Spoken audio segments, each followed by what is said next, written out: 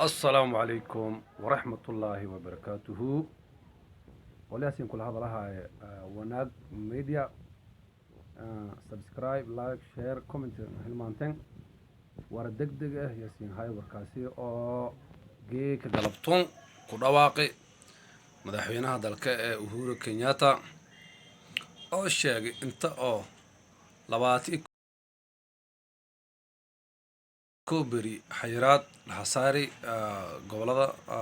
kumida Nairobi xayraadaas oo lanka baha korna oo magaalada Nairobi oo aan inta laaba korna gobol kale tusaale ahaan adoo hata gaarso ku koyti oo Nairobi hoob aad ku suganta Nairobi ni la rogaas ilaa 20 beri waayo madaxweynaha markaas bi arintaasna wala sheentay arintii dhibaatada badanayti oo cudurkii coronavirus covid-19 ayaa wala xayiraad dhinacaas la xasaari oo kiisaskii coronavirus-kii ayaa eedan badaday 160 iyo la sheegahay tira ah inta soo deeri markuu xalibaad iyo dhinacaas daraadiya lansaari 21 beri magaalada Nairobi ku sugnaadaasa waa amar usah ku bahi madaxweynaha dalka markuu meel raayus adeena digtoonow oo is ilaalin artoy amarka madaxweynaha oo malaraay oo tugnimo ay ka baxay inta arta wadada ay la kiitugnay marka intaas la jeediyay waa Abdullahi Ibrahim iyo kanaalka si ku fiirsaytaan wanaag media. Assalamu alaykum wa rahmatullahi wa barakatuh. السلام عليكم ورحمة الله وبركاته. ولياسين كل هذا لها وناق ميديا. سبسكرايب لايك شير كومنت هالمانتين ورا دقدقة ياسين هاي وركاسي أو جيك قلبتون كدواقي مدحوينها دالك أهورو كينياتا أو الشيء انت أو لباتي كوبري حيرات الحصاري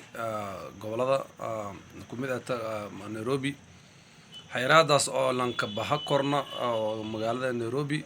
oo aan inta laaba korna gobol kale tusaale ahaan adoo hata gaarso ku koyti oo Nairobi hoob aad ku suganta Nairobi ni la rogaas ilaa 21 beri waayo madaxweynaha markaas bi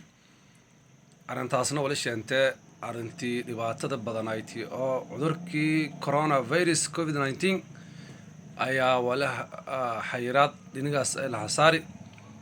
oo kiisaskii coronavirus-kii ayaa eedan badaday 160 iyo la sheegahay tira ah inta soo deeri markuu xalibaad iyo dhinacaas daraadiya lansaari 21 beri magaalada Nairobi ku sugnaadaasa waa amar usah ku bahi madaxweynaha dalka markuu meel raayus adeena digtoonow oo is ilaalin artoy amarka madaxweynaha oo malaraay oo tugnimo ay ka baxay inta arta wadada ay la kiitugnay marka intaas la jeediyay waa Abdullahi Ibrahim iyo kanaalka si ku fiirsaytaan wanaag media. Assalamu alaykum wa rahmatullahi wa barakatuh.